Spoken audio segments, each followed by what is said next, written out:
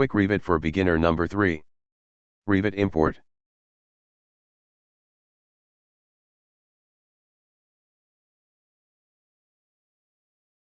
To work seamlessly with various software, Revit offers a feature that supports importing various CAD files.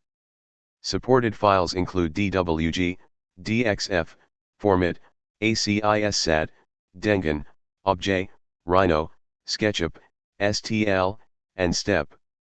Let's try importing our project file. We'll use a Sketchup file. First, open the Insert menu tab and select Import CAD. If you don't see anything in the Explorer window, check the file type at the bottom. Adjust it to the file type you want to import. Select the file to import and adjust it if necessary. Then click Open.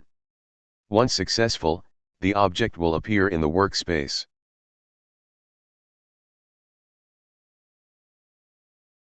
Switch to 3D view to see the imported object more clearly. Subscribe, like and share if this video useful. Thanks for watching.